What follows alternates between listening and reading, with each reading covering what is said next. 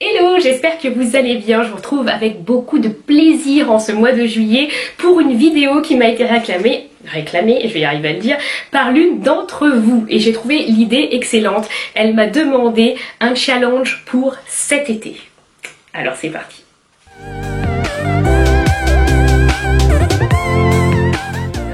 J'ai trouvé l'idée extrêmement bonne et je me suis dit pourquoi pas, étant donné que c'est l'été, que généralement on a les cheveux un peu en vrac entre la piscine, la mer, le soleil, le vent, etc.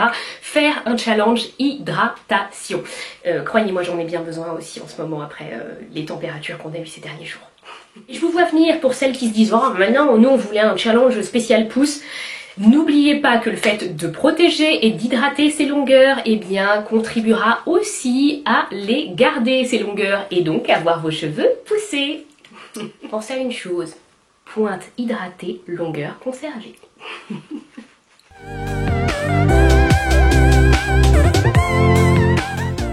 Pour ce faire, je vais vous proposer deux choses. La première, il s'agit de la baggy méthode. C'est une méthode que j'avais déjà montrée dans une première vidéo, dans une des premières vidéos qu'on avait faites avec ma sœur et que je vais d'ailleurs vous remontrer dans cette vidéo. Petit changement de décor pour vous montrer comment je vais procéder pour la baggy méthode.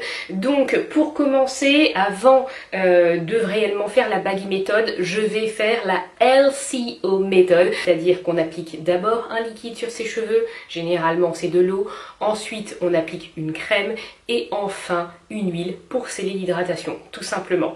Donc je commence par mon petit spray qui est rempli d'eau minérale, pas d'eau du robinet parce qu'elle est beaucoup trop dure, surtout là où j'habite, beaucoup trop calcaire.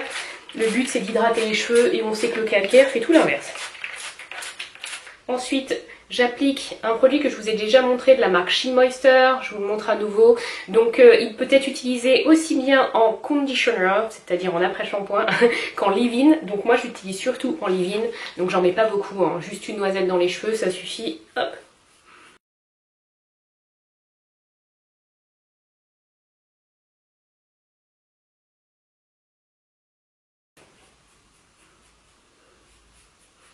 Donc voilà, une fois que mon leave-in est appliqué, je prends ma mayonnaise maison. En fait c'est un beurre de karité mélangé à plusieurs huiles.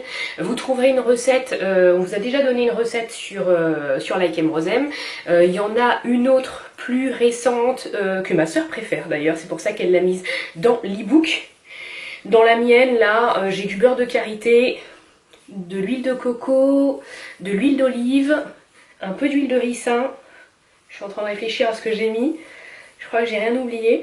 Coco, huile de ricin. Ah, un peu d'huile d'avocat aussi, parce que j'adore l'huile d'avocat. Donc mes cheveux étaient très secs, mais pour tout vous dire, j'ai commencé la baggy méthode avant-hier et ça les a déjà beaucoup aidés.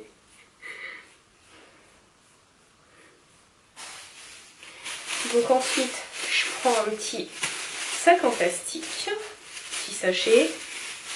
Voilà, que j'applique sur ma petite touffe. Petite, tout est relatif. Voilà, donc vous voyez que ça prend pas toute la tête, c'est vraiment juste les longueurs.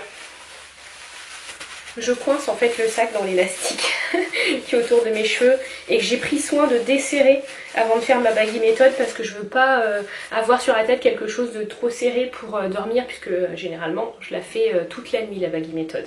Ensuite je prends mon petit foulard en satin que j'ai acheté sur le site Duda, il me semble, il y a très longtemps. Et on m'a déjà posé la question, je ne le trouve plus, il ne se fait plus. En fait c'est un foulard avec un produit incorporé dedans pour hydrater les cheveux. Et je le trouvais génial. Bon là il hydrate plus grand chose mais il tient bien.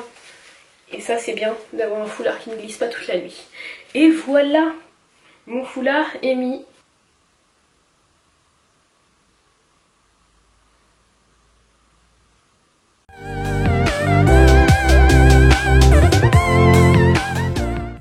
Je voulais un petit peu, pour celles qui sont comme moi et qui ne boivent pas d'eau, vous proposer d'incorporer à ce challenge une cure d'eau. On va me dire, mais qu'est-ce qu'elle raconte celle-là? Eh bien, si ça existe, la cure d'eau, ça vient du Japon en fait, ça fait des siècles que ça existe chez eux. Apparemment, c'est utilisé pour soigner de nombreux maux. Moi, je vais simplement l'utiliser pour m'hydrater de l'intérieur et hydrater mes cheveux par par conséquence.